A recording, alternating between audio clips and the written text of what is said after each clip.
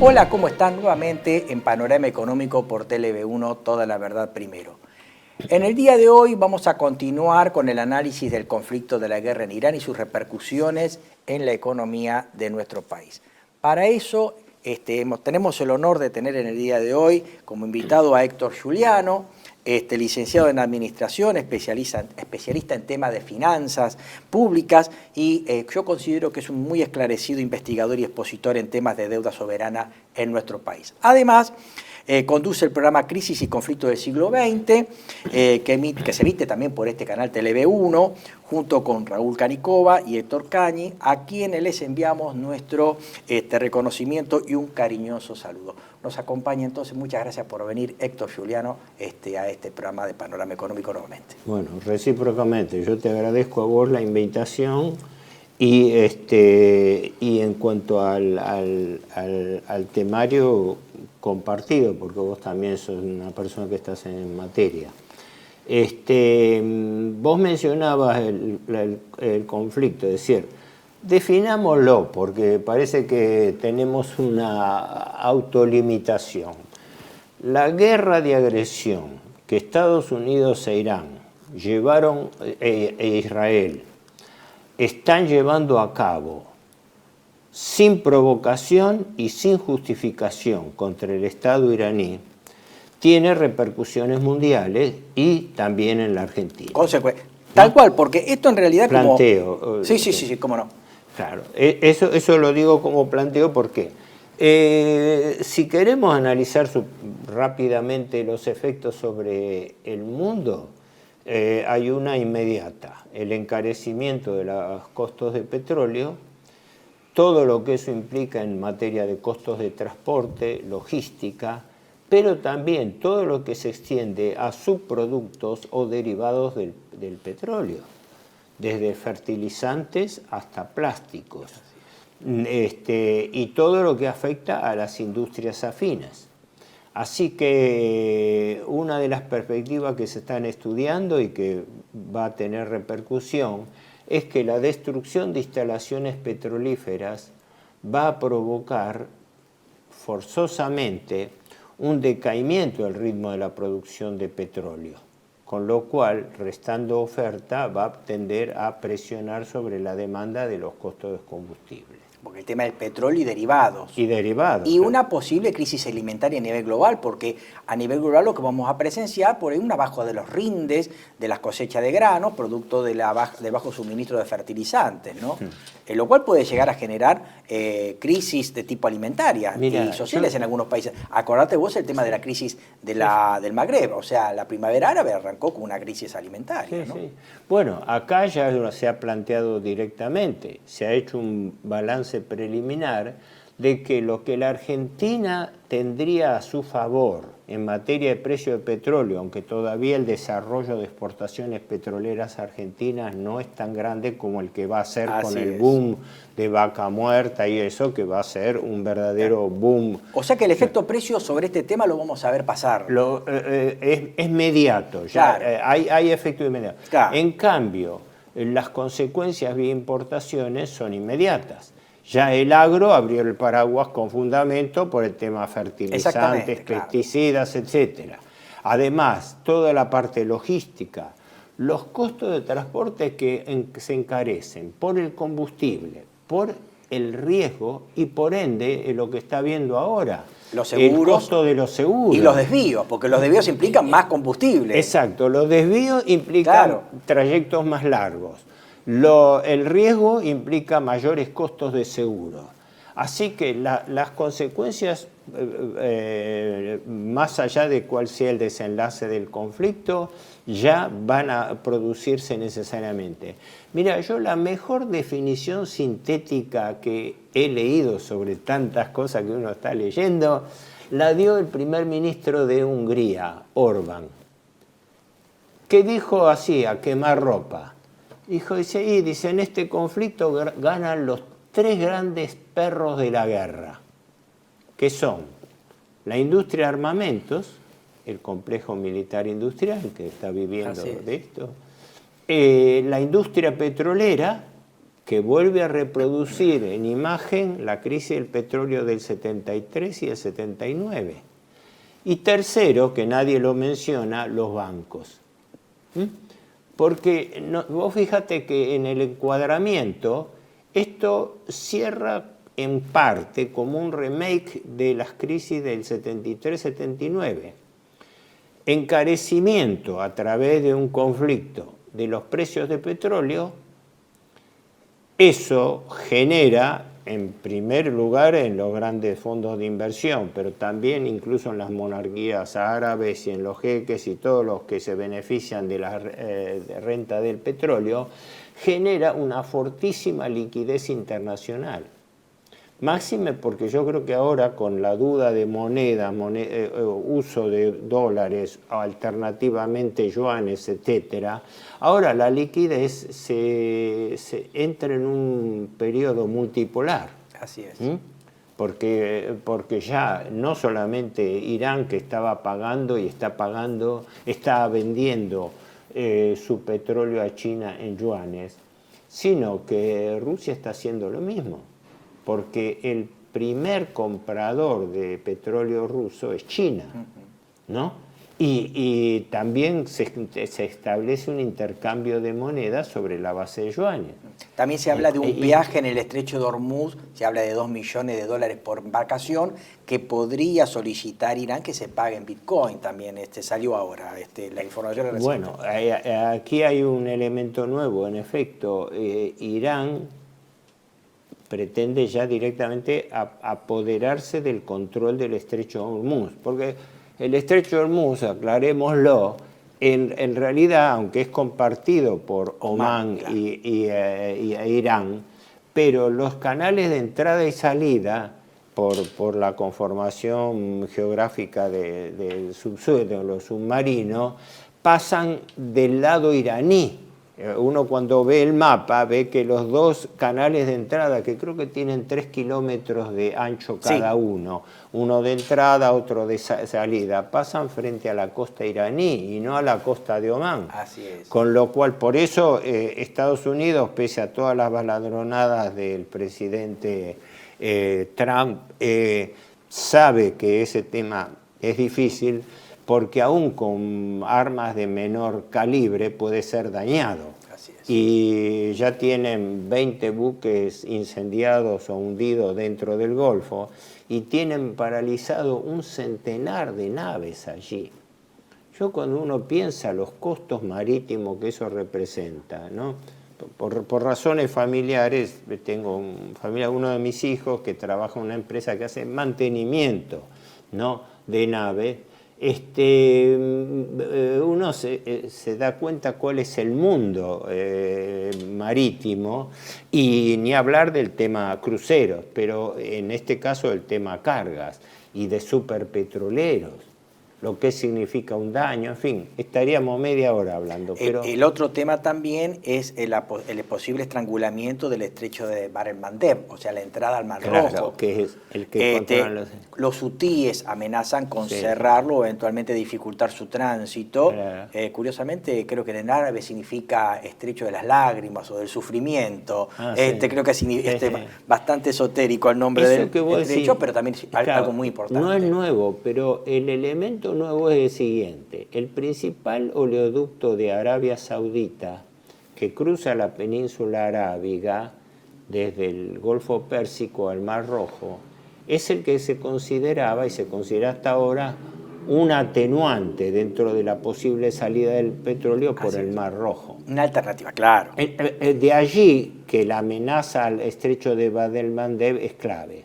¿Por qué? Porque si bien existe la salida directa, uno dice el canal de Suez, no tienen que bajar al estrecho de Bab el-Mandeb, sino subir al canal de Suez. Pero entiendo que no todos, pese a la ampliación del canal de Suez, estos grandes superpetroleros pueden transitar por allí. Así que de una forma u otra la cosa se complica.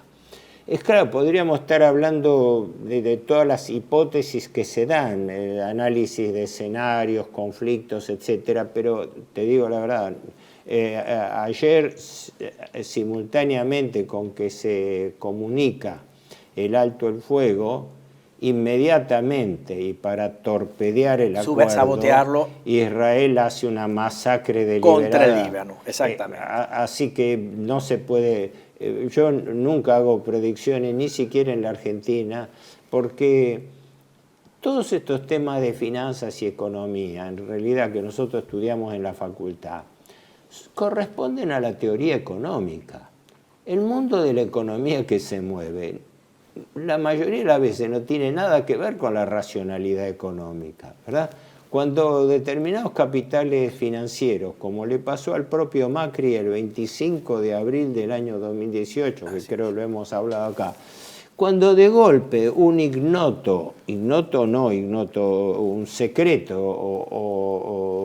o después declarado, banco de inversión le decide mover una corrida cambiaria, no lo anuncia a nadie por definición, como fue el Morgan Stanley, ¿no?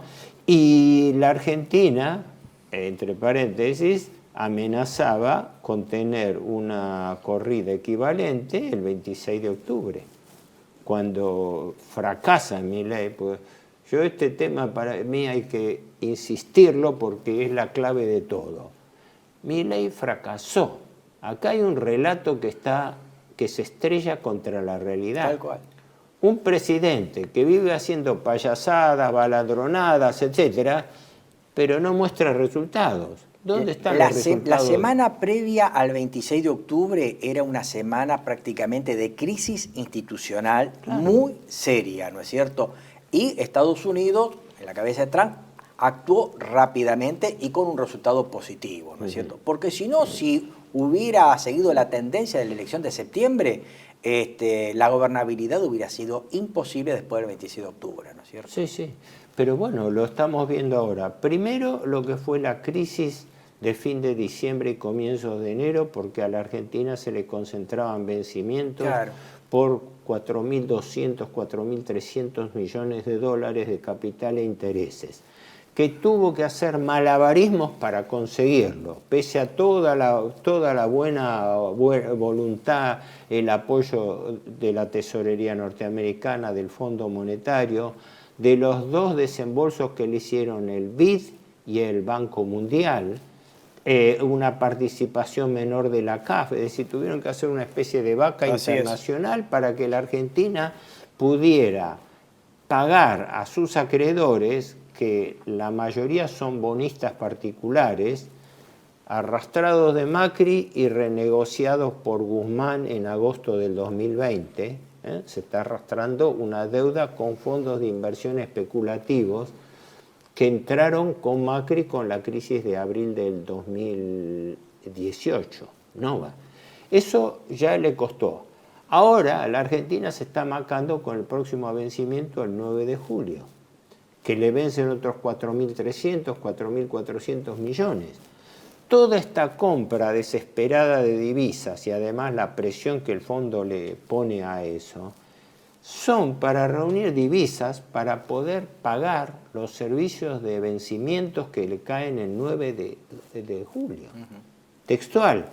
Por eso hay una contradicción manifiesta entre la política de acumulación de reservas y la necesidad de afrontar pagos. Luis Caputo lo hizo público directamente, diciendo algo así como en buen romance: y si acumulamos reservas no podemos pagar a los acreedores, entonces tengo que pagar a los acreedores. Entonces todas las divisas que se compran, creo que la Argentina lleva comprada 3.800, algo cercano a los 4.000 millones de dólares en lo que va del año. Pero las reservas netas líquidas que posee son negativas en más de 14.000 millones. Paradójicamente son más negativas que cuando las heredó, que eran unos 4.000 y pico, si no me equivoco. Hicieron un escándalo bárbaro, y ojo que sabemos que estamos muy distantes de apoyar el kirchnerismo y su gestión, ¿no? No, en absoluto, pese a que algunos puedan decir lo contrario. Entonces, digamos, redondeando la idea esta de relato versus realidad. el gobierno se encuentra en una encerrona mucho más peligrosa de la que, para mí, en mi opinión, ¿no?, trasciende en los medios. El país está en default, en virtual default. Así es. Solamente puede hacer frente a eso colocando deuda más cara. Dependemos de un anuncio. De acá. Y claro, todo este esfuerzo que se está pidiendo está teniendo un cortocircuito interno. La política de acumulación de reservas que le exige el Fondo Monetario, que por otra parte la política de acumulación de reservas tiene una finalidad primaria. Tener depósitos disponibles, inmediatos, a corto plazo, para garantizar el pago de la deuda.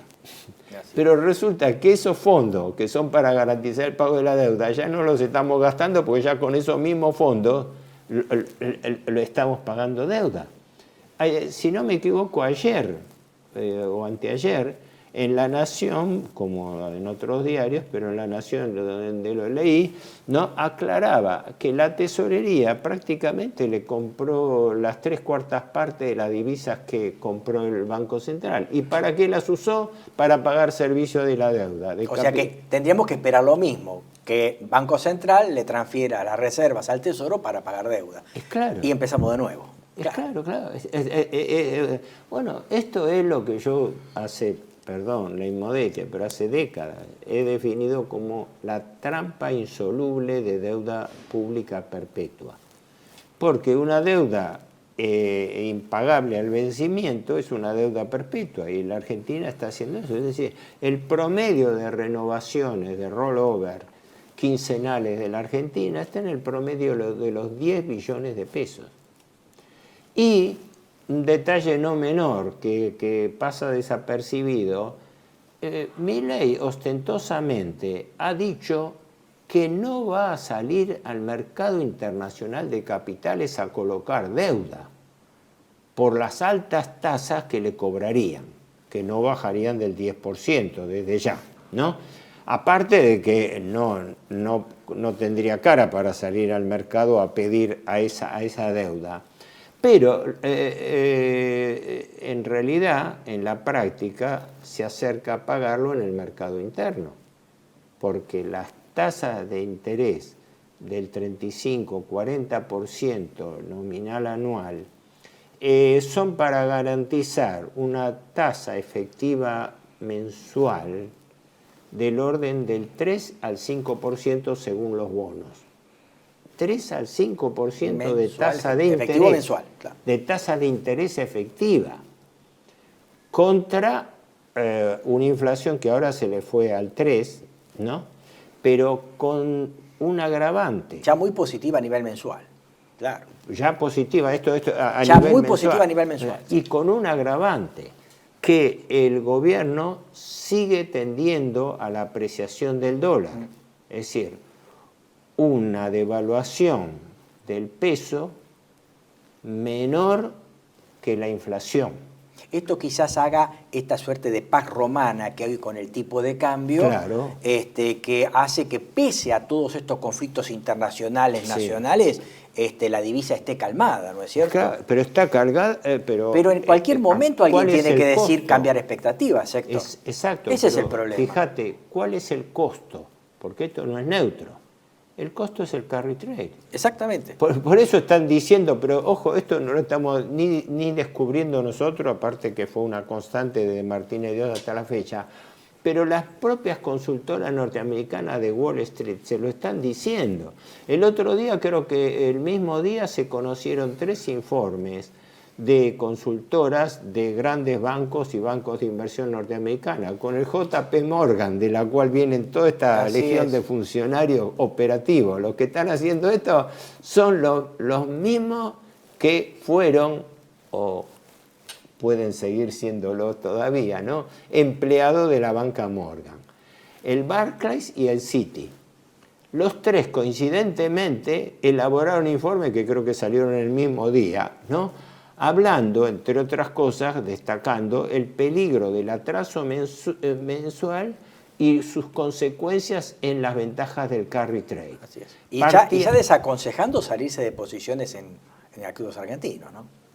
¿Cómo? Desaconsejando ya Sí. de quedarse Claro. en activos argentinos. Claro, claro. Lo cual ya ante todo este panorama que estamos describiendo y los informes de estos bancos que informan sobre la inconveniencia de seguir en activos argentinos, hacen que esto, para graficarle al televidente, es una bomba, pero el tema es que no sabemos bien si de mecha corta o larga. Es decir, pero va la mecha rumbo a un eventual estallido de este sistema Claro, de carry trade. nosotros efectivamente lo único que podemos hacer es mostrar el cuadro de situación.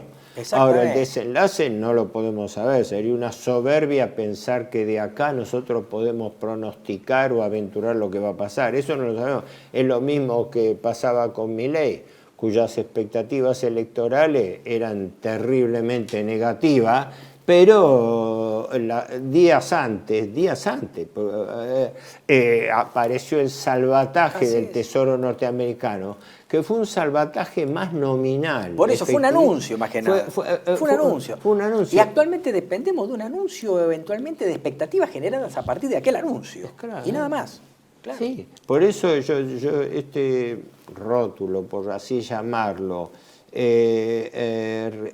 realidad versus relato, adquiere cada vez una importancia más grande, porque parece ser que, o porque Milei se creyó su propio relato, ¿no?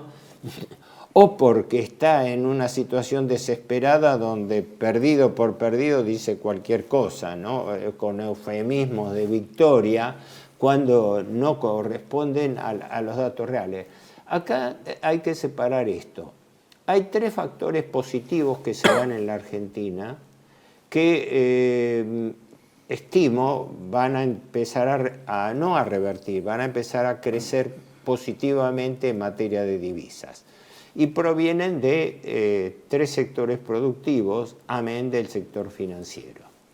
Primero, el agro, que está repuntando, no solamente en su producción, sino también en la provisión de divisas. Se habla de una cosecha de 150 millones de toneladas. Muy claro, bueno. Sí. Y esto ya en este momento. Sí. Con lo cual el gobierno puede quedar tranquilo. No es su esfuerzo, es el esfuerzo privado, pero revierte y además aún con retenciones, sin tocar sustancialmente las retenciones, está. Pero con una contra, que hay una tendencia a la baja de los commodities internacionales de granos, por lo cual el margen de rentabilidad es algo menor, ¿no? No nos olvidemos que los tres rubros, agro, hidrocarburos y minería, están en manos de multinacionales, ¿no?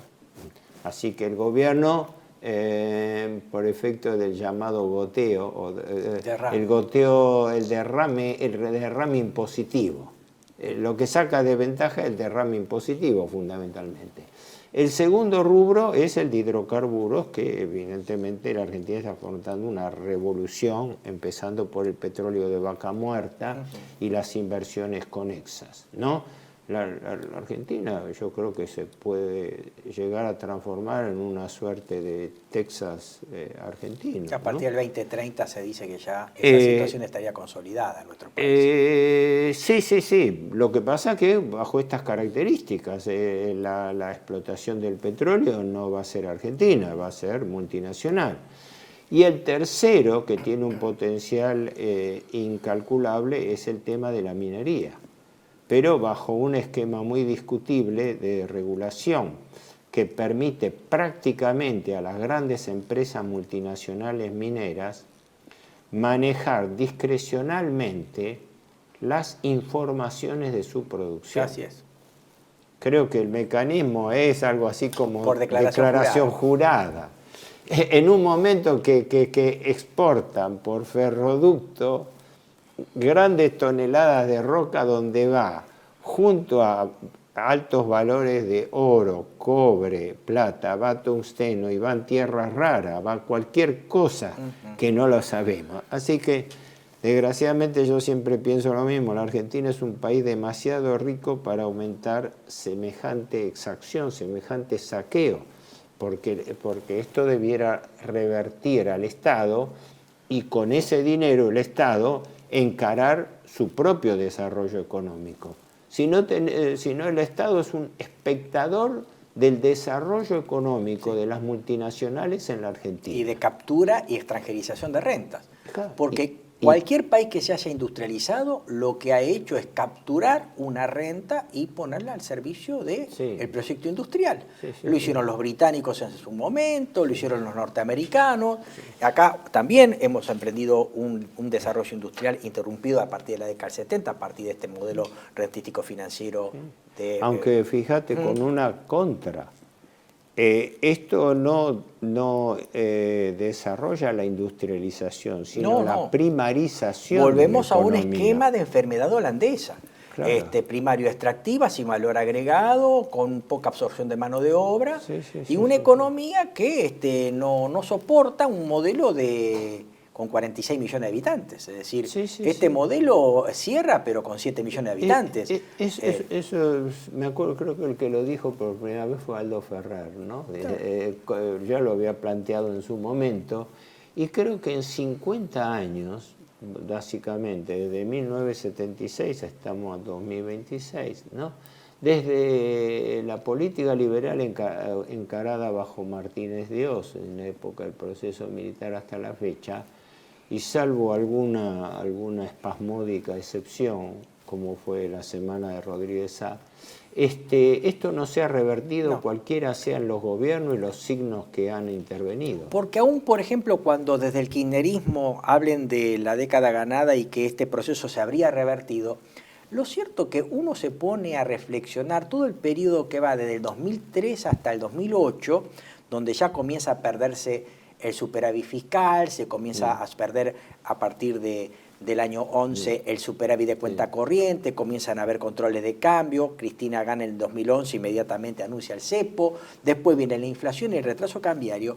Lo cierto es que la dinámica de la devaluación en términos reales lograda por Duhalde y Remeslenikov y continuada por un breve periodo por la primera presidencia de Néstor Kirchner, lo cierto es que desde la estática comparativa nosotros teníamos el superávit gemelo, el superávit fiscal y el superávit de cuenta corriente, pero en realidad cuando uno veía las cuentas, y en eso vos sabés mucho, vos tenías un problema de dinámica comparativa rumbo al déficit, porque la tasa a la que se incrementaban los gastos, el gasto público, era mucho mayor a la tasa que se incrementaban los ingresos fiscales. O sea, dinámicamente estamos en déficit. Pero con una aclaración importante. Esos años de superávit gemelos clásicos, entre el 2002 y el 2005, que se produce el megacanje Kirchner-Labaña, el primero, el del 2005, fueron 4 años en los cuales la Argentina no pagó servicios de la deuda pública. Muy claro.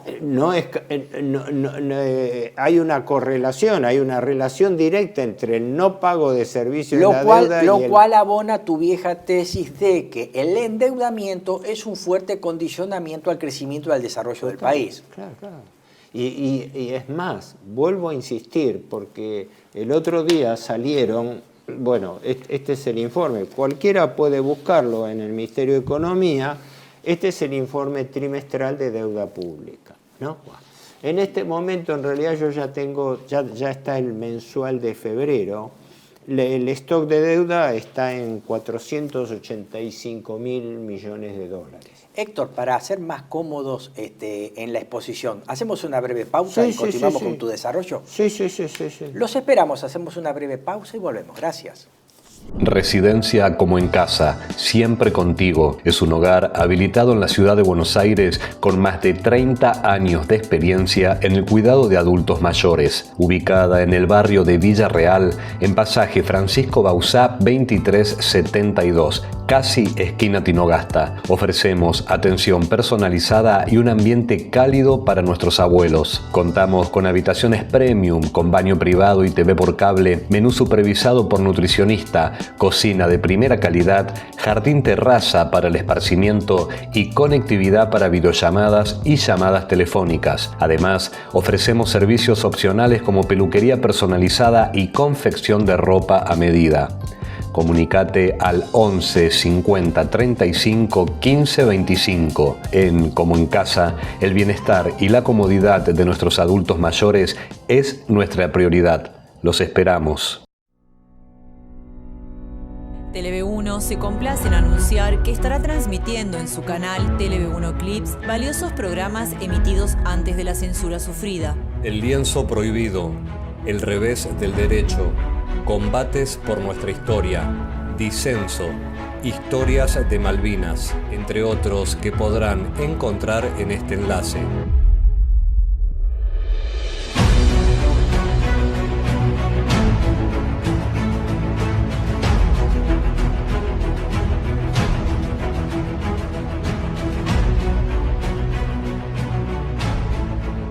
Agradecemos su aprovechamiento y difusión. Bienvenidos a CEPA, Centro de Estudios del Pensamiento Americano. Nuevo sitio web de cursos de formación en política, filosofía, historia, literatura, geopolítica, religión, psicología y más. Cursos de formación que reflejan el verdadero pensamiento americano. Lo invitamos a elegir el curso de su agrado ingresando en www.cepa.la.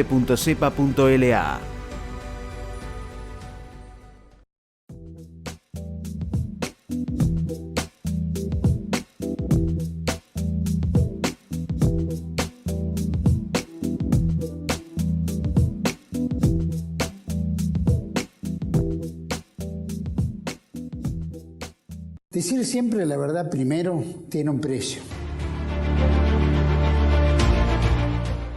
Dependemos de tu ayuda. Tele-V1, toda la verdad primero.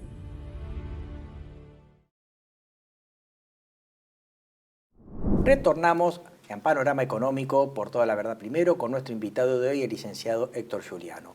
Y antes de desarrollar la problemática fiscal de nuestro país, me había quedado una pregunta para formularle a Héctor respecto del conflicto internacional motorizado en la guerra en Irán, que es un tema que generalmente no se habla, que es el endeudamiento, el mayor endeudamiento que genera este conflicto a las potencias centrales, ya sea para la reconstitución de sus infraestructuras, pero también para el rearme y los problemas fiscales derivados del conflicto bélico, y que tiene repercusiones en nuestro país. Mira, eso es un tema y justamente te doy 3 datos, porque todas las cosas tienen que ser... Como siempre dice Héctor, 3. 3 datos. La deuda pública norteamericana, que ellos hablan de trillions, que equivalen a nuestros billones, o sea, millones de millones, en un año, en menos de un año, porque creo que la cifra era de agosto y la estamos tomando en febrero, aumentó $1 billón, de 38 a 39 billones de dólares. Récord absoluto, histórico, valor absoluto y valor relativo de la deuda pública de Estados Unidos, y sigue creciendo. El costo de la guerra en Medio Oriente se estima que solamente por costos operativos del ejército, porque no nos olvidemos que hay una movilización no solamente de la sexta flota del Mediterráneo, sino también de la del Índico, que creo que es la quinta, pero además hay flotillas especiales, han sido movilizadas. Se estima que solamente en costos operativos el gasto que está teniendo Estados Unidos pasa los $1.000 millones por día, y algunos lo hacen llegar a 2.000. ¿Quién puede saber exactamente? Pero yo pienso que sí, porque 1.000 millones de costo operativo directo existen. Y la infraestructura de todo eso, el mantenimiento se está diciendo que uno de los problemas que ya tienen es incluso con el personal de las naves a bordo, que por el desgaste de guerra, por el desgaste de movilización.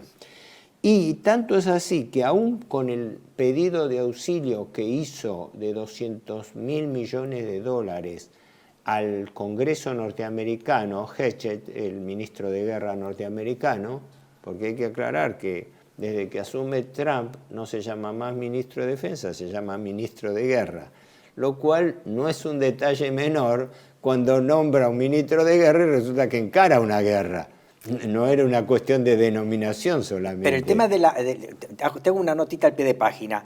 Este conflicto también, desde el punto de vista de las que antes eran las potencias occidentales, marca un hito muy peligroso para las relaciones pacíficas entre las naciones, pero también para nuestro país, que es el fracaso del Acta de San Francisco de 1945 de Naciones Unidas, en donde la guerra a partir del 45 era considerada un delito internacional. Hoy en día la guerra es el preludio a un redibujo del mapa y a una adquisición de nuevos derechos, territorios, franquicias, etc.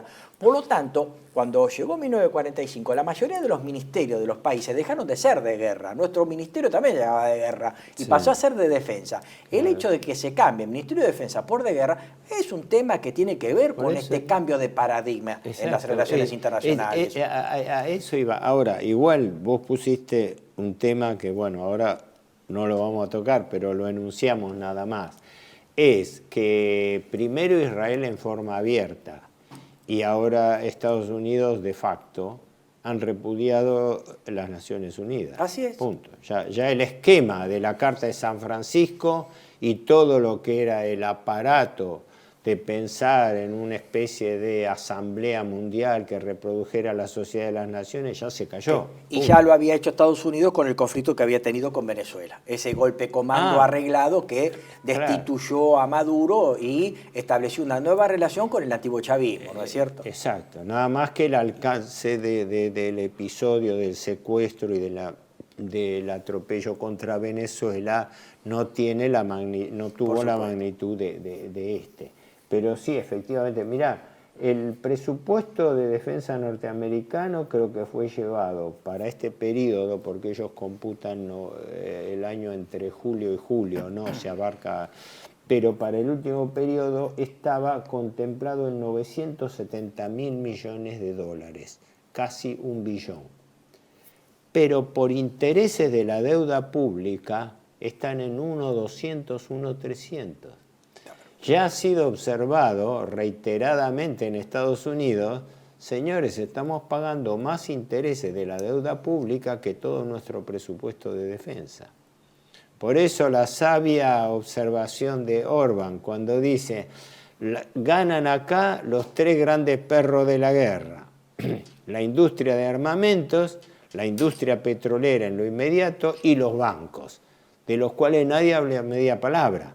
Porque el gran negociado de liquidez se está produciendo en ese ámbito. Y por una vía indirecta, el resto de los países del mundo que por la inflación del dólar eventualmente o por el encarecimiento del crédito, dado que estos países se transforman en verdaderas aspiradoras de recursos, también terminan encareciendo el financiamiento o refinanciamiento de las deudas de los países, de los otros países. También. Fíjate vos que ya solamente la Argentina, aún en el supuesto que decidiera salir al mercado internacional, ahora no lo puede hacer, no solo por sus condiciones internas de insolvencia, sino como agravante porque no bajan las tasas de interés internacional y tienden a subir. La Fed, que está enfrentada, la Reserva Federal, que está enfrentada con el gobierno de Estados Unidos, lo primero que le ratificó es que ahora con deuda mediante se olvide de bajar las tasas, ¿no? Que estaban en 3.50, 3.75.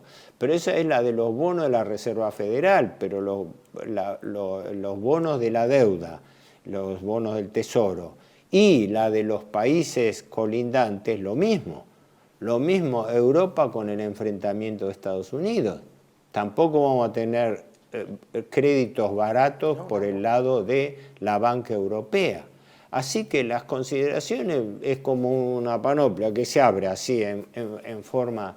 Pero de hecho, cualquiera sea el resultado del conflicto, los efectos van a existir y le van a tocar a la Argentina. Por eso se decía que como contrabalanceo, aún beneficiándose con un boom de exportaciones de petróleo, el balance le sería negativo por todas las importaciones de fertilizantes, plásticos, la industria del plástico inmediatamente, el encarecimiento general por costes logísticos que hay, y para agravarlo eso, el retraso cambiario que abarata una apertura de importaciones. O sea, Milei está abriendo las importaciones, abriendo la economía con un dólar atrasado. un doble filo de tijera. Porque acá, haceme acordar esto, porque acá sí, ahora había vamos a lo fiscal. Un dato, sí, pero ahora, para no perder el hilo, este tema, acá hay una gran contradicción, que ya se la han señalado al presidente. Resulta que un presidente que se la pasa cacareando de anarcoliberalismo, de liberalismo, de libertad, que se van todos, bueno, ya sabemos dónde, si por la libertad y todo, resulta que al final es un intervencionista de primera línea. Sí, sí. Hay una frase que yo recuerdo haber leído de Ludwig von Mises, que teorizaba de que para instaurar un Estado, una economía libre general, en realidad se necesitaría un Estado gendarme para que la aplicara. Esto, si no me equivoco, venía de uno de von Mises y Hayek como mentores. Ahora, estos anarcoliberales se van más allá. Sí, se van más allá, pero en las proclama. Fijémonos lo siguiente. Acuerdos de precios. Supuestamente no existen controles de precios, hay libertad de precios. Sin embargo, se autoriza para ciertos servicios. Tarifa también. El zorro libre en el gallinero libre. Perfecto, existe libertad de precios. Claro, todos los amigos del presidente, todas las empresas, que la libertad de mercado no existe. Existe el mercado monopolístico o monopólico, ¿no? Por el cual los precios, el eufemismo de libertad de precio es dejarle el mecanismo de formación de precio unilateralmente en manos de los productores, en manos de la oferta. Después hay control de salarios. El gobierno ha establecido una pauta por la cual los salarios tienen que aumentar por lo menos un punto porcentual debajo de los precios, ¿no? Se hablaba de la relación 2:1 y ahora que la inflación promedio mensual anda en 3, la idea es contenerlo en menos de 2 el aumento general de salarios que se produce. No es secundario porque el gobierno no homologa los contratos de paritarias que exceden la pauta del 1% mensual. Entonces resulta que no hay libertad de mercado porque... pero si lo haces por algo, para que no aumente la inflación, ¿pero acaso la inflación no era generada por emisión monetaria? Es claro. Después, lo mismo, tipo de cambio. El tipo de cambio no es libre. No. ¿No? Ha sido modificado por este esquema de banda, ¿no? Pero con intervención del Banco Central. Las empresas no pueden intervenir para remesar utilidades al exterior, por ejemplo. Sigue el cepo sobre empresas. Entonces, no tenemos libertad de mercado en materia de precios, de salarios, de tipo de cambio, ni siquiera de tasas de interés, porque las tasas de interés las regula el mercado, las regula el Estado, y las regula ¿para qué? Para optimizar la ganancia de los negocios de bicicleta financiera por carry trade. ¿Por qué? Porque los grandes fondos están festejando con champán, sí es una verdadera fiesta, ¿no?, de carry trade. Y ojo, dicho por las mismas consultoras que hablábamos antes, ¿no?, que sí, que rentabilidades, están hablando de rentabilidades netas del 18% en dólares, ¿no?, producto de carry trade, que son operaciones financieras inútiles para la economía productiva y que son de corto plazo. Así que desde ese punto de vista se podrían citar, y fundamentalmente... Yo agregaría otro caso más, que es el tema de la colusión de las empresas petroleras locales. Ajá. Sale Marín diciendo, no, ahora vamos a tratar de que los precios externos no se enganchen con los internos, vamos a generar una contención de precios, cuando en realidad los precios del combustible a nivel local son los más caros de América Latina. Y me parece que están vis a vis con los precios del combustible, son más caros que los precios de Estados Unidos. Sí, o sea, hasta ese colmo se llega, que un país que produce petróleo, a través de la colusión empresaria, genera un precio del petróleo que es mucho mayor que el de Estados Unidos y que los países latinoamericanos, y encima salen magnánimamente en la cabeza del señor Marín diciendo, no vamos a tratar que los precios no se descontrolen. Bueno, un disparate. No, esto es importante tener presente porque mucha gente, y esto ni hablar el ciudadano medio que de esto no entiende nada ni le explica nada, ¿no? Que la imagen que está generando el gobierno con todos estos distractivos de cholulismo y corrupción política, ¿no? Desde Adorni hasta AFA, etcétera. Sí, lo del, si se cayó Andrea del Boca, lo del Tobillino, pero en realidad acá el tema es que la persona que va a cargar nafta sin que le avisen nada, el litro de nafta le sale cada vez más, ¿no es cierto? Sí. Obviamente sin contar con estos temas de corrupción que enrostra una estructura totalmente caduca y corrupta, como el caso de Adorni, el agravamiento del caso de Libra, los préstamos del Banco Nación. El estado de realización permanente y obviamente, por ejemplo, ahora se agrega el lockout patronal de transporte. Pero algo importante que vos dijiste. Uno de los argumentos expresos del presidente Milei con respecto a la no toma de deuda externa, primero confundía. Decía, nosotros no vamos a salir a tomar deuda externa. Así, enfáticamente. Bueno, uno piensa... mejor, ¿no? Pero ¿cómo terminaba la expresión? No, porque vamos a pagar con nuestra reserva, es decir, todo el superávit fiscal es para pagar intereses, y además lo vamos a compensar con privatizaciones. Ahí está el nudo de la cuestión. En esta etapa se le está pidiendo y exigiendo al gobierno que acelere la política de privatizaciones como forma de la vieja fórmula de pago con activos, que tiene toda su historia. Me acuerdo que Lyndon LaRouche lo denunció, provenía de una vieja fórmula 1983, en una reunión de banqueros que se hizo en Vail, Colorado, en Estados Unidos, donde se definió la fórmula de que los países deudores del mundo, no solamente Argentina, tenían que tomar la fórmula de pago de deuda con activos, es decir, con empresa del Estado o con bienes. En su momento, durante la administración Sarney en Brasil, se había ofrecido a Brasil entregar el Amazonas. Sí, es cierto, eso fue como macro negocio, pero después con las privatizaciones de empresas del Estado.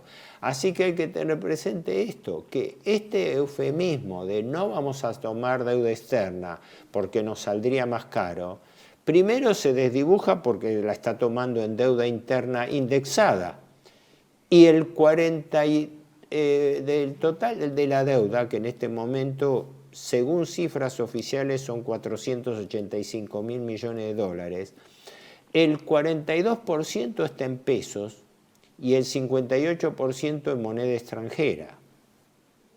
Pero la deuda que está en pesos, ya desde la época del exministro kirchnerista Massa, se fue transformando en deuda indexada, ajustada por ser y o ajustada por tipo de cambio. Claro. Con lo cual quiere decir que en la práctica nosotros tenemos nuestra deuda pública dolarizada. Claro, está el dólar. Dolarizada. Sí. Entonces, la dolarización nos sirve como en la vieja convertibilidad, nos sirve para poder cambiar mejor el superávit por pagos de la deuda en moneda dura, lo cual le conviene a los acreedores. Es decir, la Argentina atrasa el tipo de cambio, se endeuda para atrasar el tipo de cambio. ¿Para qué? Para pagar intereses de la deuda. Tengo los datos del... Antes de entrar a ese tema que había quedado pendiente, otro tema no menor, Héctor, que me gustaría tratarlo con vos también, es el tema de la situación fiscal de las provincias. Porque por un lado la caída del nivel de actividad de la macro repercute en impuestos que evolucionan vis a vis con el nivel de actividad, por ejemplo, ingresos brutos.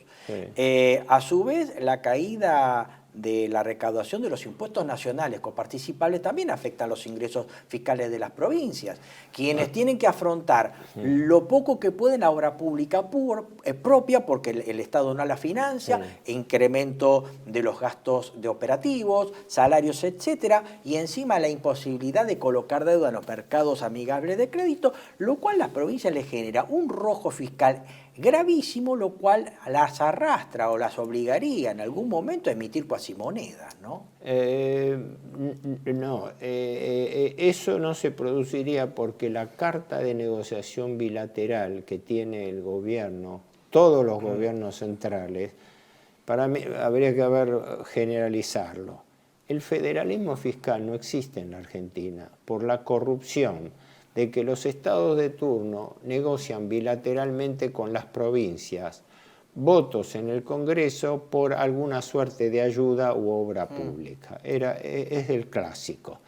Vos me das los votos de tus legisladores en el Congreso y yo te construyo un puente, te construyo una obra hidroeléctrica, o bien te sufrago gasto, ¿no? De tal manera que mejora tu situación de gestión local y con eso obtenés más votos.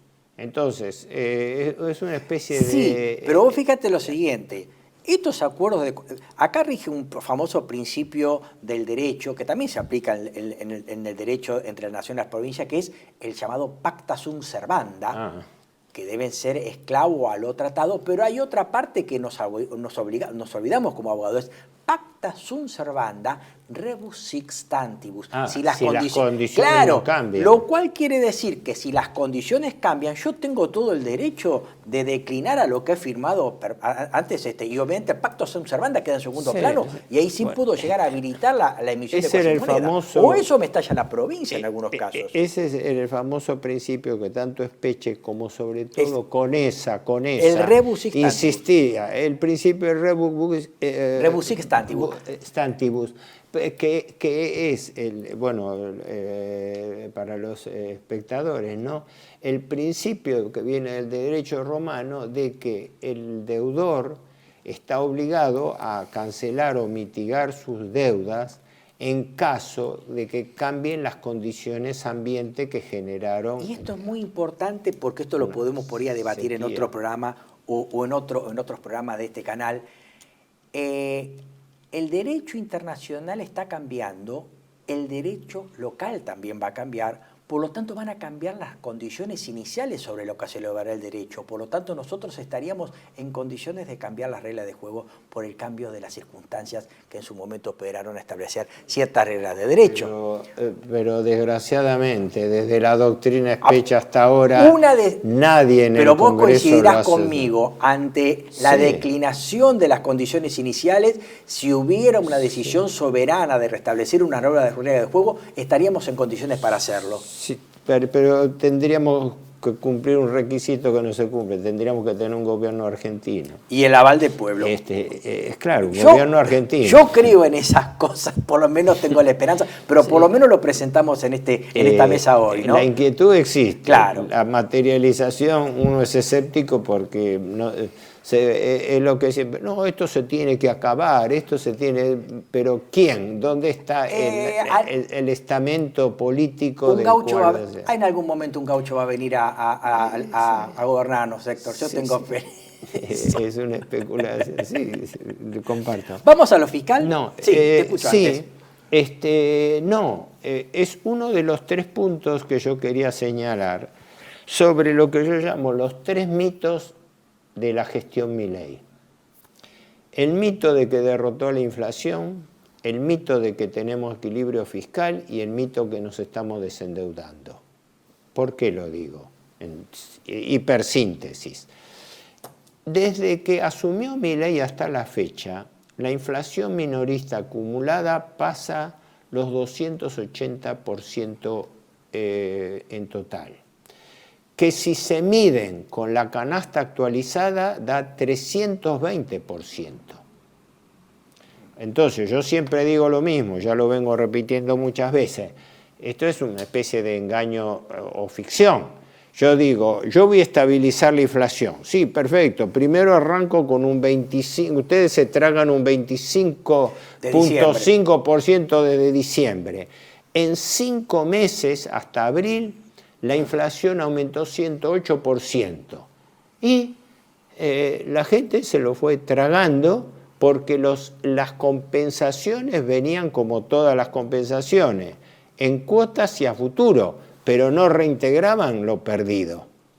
En cambio, el sistema financiero actúa exactamente al revés. El sistema financiero capitaliza las ganancias durante ese periodo. O sea, el sistema financiero se mueve con una regla inversa al daño económico que sufre la gente.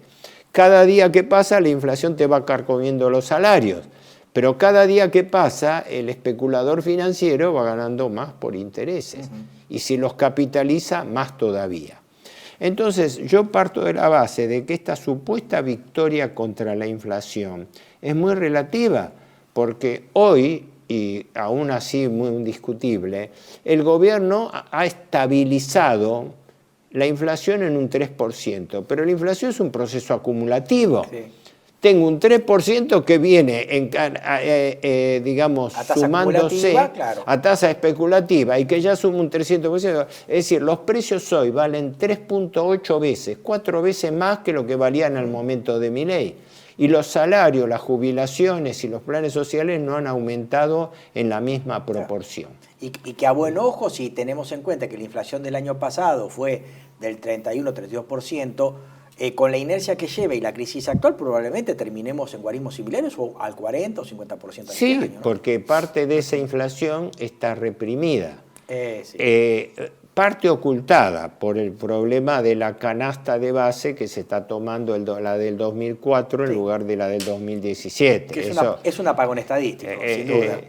Sí, tanto le criticaban a Guillermo Moreno y resulta que cuando llegó el momento manipularon la inflación de la misma manera para reducir la incidencia de los servicios. Y después, la manipulación que hay con el aumento de los servicios, que se da frenando en algunos momentos para que no incida y después prorrateándolo, porque sabemos que la mentira estadística siempre es la misma. La mentira estadística es que hoy te sube un 5% la tarifa de luz, pero no todas a la vez. Pero el mes siguiente te subo un 7% la tarifa de gas y el otro mes te subo. Entonces, la incidencia mensual queda más amortizada. Y además los servicios tienen menor peso en la canasta del 2004 claro, que en la hora. Sí, Así que estamos frente a esto lo considero muy importante porque estamos frente a un fenómeno de inflación reprimida. Sí. Inflación reprimida y ocultada porque es una especie de mentira estadística.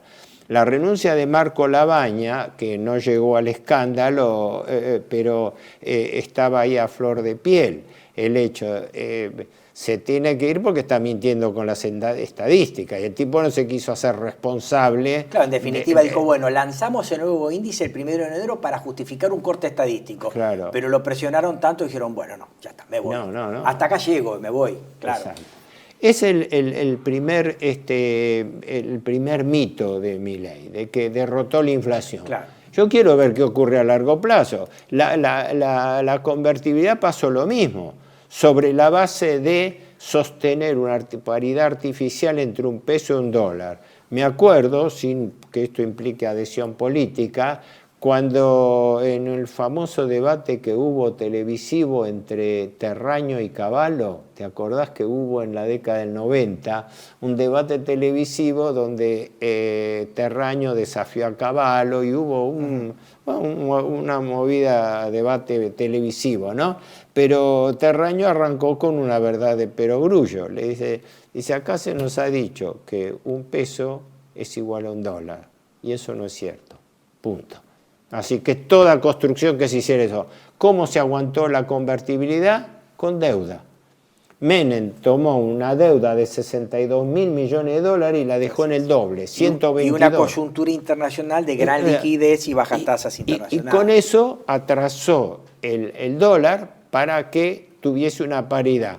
Cuando el corsé no dio más, explotó. Ese es el primer punto que yo digo, el primer mito. El segundo es el mito del superávit fiscal, que lo demuestro con los hechos y ya lo he probado varias veces. Datos del año 2005. El superávit fiscal primario fue 11 billones 700. ¿Cuánto se destinó a pago de deuda? 10.300. 4/5 partes. Esto desmiente ese mito liberal que el problema del gasto es la administración pública central, no es la deuda. Es claro. Y obviamente hay que destacar también que nuestro país está en default social, porque por incumplimiento. default social, Sí. Deudas previsionales, subsidios, medicamentos que no se otorgan, salud, etcétera. O sea, que esa suerte de superávit fiscal, del otro lado hay una implosión, un verdadero default social. Sí, ¿no? fíjate vos que en proporción, el gasto público primario aumentó durante el año 2025, aumentó en un 41%. Pero los intereses, que acá resultaron del 20%, en el año 2024 habían resultado del 160 y pico %. O sea, la proporción de pago de intereses, con un agravante central que hace al segundo mito. El cómputo arbitrario del endeudamiento, porque no se está tomando en cuenta la capitalización de intereses por anatocismo. Los datos que yo tengo tomados de base oficial hablan por sí solos. Tomando de punta a punta, desde fin de noviembre del 23 hasta febrero, la deuda, según cifras oficiales del Ministerio de Economía, aumentó 47.000 millones de dólares. Era 438 cuando asumió y ahora está en 485. Aumentó 47.000. Pero acá no está lo que aumenta por anatocismo, por intereses que se capitalizan. La Argentina tendría que pagar por año más de 40.000 millones de dólares de intereses y está pagando 10.000. Por eso en el informe trimestral hay un cuadro, que es el cuadro de flujos y variaciones, que muestra, lo que pasa es que lo muestra una vez al año, muestra qué pasó el año pasado con respecto a los pagos. El año pasado se hicieron pagos por 44.000 millones de dólares más de lo que vencía. O sea, el año pasado la Argentina, según cifras oficiales, habría pagado 44.000 millones de dólares más de lo que le venció. Una cifra. Pero ¿qué ocurre? Cuando uno va a la capitalización de intereses, es decir, intereses que tendría que haber pagado y no se pagaron, se transformaron en capital. En el stock de capital. Y se transforma, para la gente, el anatocismo es el interés compuesto. El interés que devenga, que yo tengo que pagar y no pago, se transforma en capital y devenga nuevos intereses. O sea, el anatocismo es el interés sobre los intereses. ¿Cuánto fue la capitalización que se hizo el año pasado? 69.000 millones de dólares. Por eso amortiguaron la baja de la deuda, pero en forma artificial. Esto lo denunció Carlos Rodríguez del SEMA, liberal, a quien el propio Milei propuso como titular del Banco Central, ¿no? Y declinó, y le está diciendo abiertamente que está mintiendo en la deuda y está mintiendo en el superávit fiscal, porque tampoco lo computa en el superávit fiscal.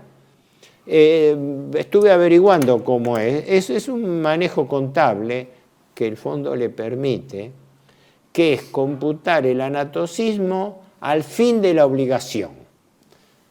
Mientras la obligación se va acumulando, porque interés que no pago se acumula y sobre ese interés se pagan intereses y así sucesivamente, pero aparentemente el arbitrio contable es no computarlo hasta el vencimiento de la obligación. ¡Qué viveza! Claro. Yo tengo un bono a 5 años y durante 4 años no estoy computando intereses que se capitalizan. Claro. O si lo estoy haciendo solamente al vencimiento. Entonces, lo estoy mostrando en cuotas. Por eso lo que ha sido denunciado yo he calculado que lo que se capitaliza, porque se ha capitalizado por anatocismo, no baja de 50 a 60.000 millones. sumado a los 47.000 declarados, dan que la deuda en 2 años de Milei habría aumentado 100.000 millones de dólares. Y eso coincide con la denuncia, con documentación que hizo en el Congreso, creo que el diputado Mayans, que rescató de un informe que la deuda habría aumentado durante la gestión Milei 102.000 millones de dólares. Increíble. O sea, el mismo ritmo que se tuvo antes. Sí, sí. Macri la aumentó en 83.000 millones, vino Fernández Kirchner y la aumentó en 100.000, y ahora viene Milei y en 2 años la aumentó en 102.000 millones. O sea, la deuda sigue creciendo alegremente mientras está. Entonces, los 3 mitos son, primero, que Milei no ha derrotado la inflación, la ha ni siquiera hibernado, la ha atenuado. Claro, la gente frente al ritmo desbocado que estaba antes, siente ahora alivio, pero el cálculo neto desde el punto de vista financiero es negativo. El de la deuda, lo mismo, se está haciendo alaraca de bajar la deuda cuando la deuda sigue subiendo y sigue subiendo al doble de lo que el gobierno declara. Y la tercera, que está implícita en esto, es la de superávit fiscal. Estamos teniendo ajuste permanente del gasto público, ¿para qué? Para pagar intereses. Y estamos pagando intereses por la 1/4 parte de lo que se devenga. Cuando uno toma acá de la última información, a fin de año, los números no me dejan mentir porque es la tasa de interés promedio ponderada, ¿no? Acá, exhibiendo las pruebas del Ministerio de Economía. Al 31 de diciembre, tasa promedio ponderada total 9.19. Si vos aplicás esta tasa del 9.19 a un stock de deuda de 485, te da más de 40.000 millones de dólares de intereses por año. Por año. Y estamos haciendo todo este esfuerzo de sacrificio para poder pagar 10.000, para poder pagar la 1/4 parte. Por eso es que el gobierno está tratando de vender un discurso triunfalista, pero los acreedores que no comen vidrio, a través de las consultoras, le está diciendo que esto no es cierto. Una de las presiones más grandes que tiene, porque el Fondo Monetario tiene que mantener su imagen, es que tiene que urgentemente la Argentina volver a renegociar con el fondo. Hoy en día al fondo, pensar que cuando fue con Macri, la deuda se le fue por desembolso a 45.000 millones de dólares, que fue lo que el fondo le desembolsó. Después de la gestión Macri hasta ahora, la Argentina pagó unos 10.000 millones de dólares de intereses y amortizaciones parciales. Pero uno iba al resumen del trimestral, veía, ¿y cuánto le seguimos debiendo al Fondo Monetario? 45.000 millones de dólares. Y pagamos 10.000 de intereses y tenemos el mismo saldo. Ahora el stock del Fondo Monetario es 57.000 millones de dólares. La Argentina es el principal deudor del Fondo Monetario. Le debe el 35% del capital prestado. Y el Fondo Monetario son funcionarios de carrera que tienen que cumplir sus formalidades. Y aparentemente una de las exigencias con la cual están estrangulando a Caputo, por eso Caputo viaja ahora con la asamblea del fondo en Washington que se lleva a cabo, viste que anualmente se lleva a cabo una asamblea anual conjunta del Fondo Monetario y del Banco Mundial, ¿no?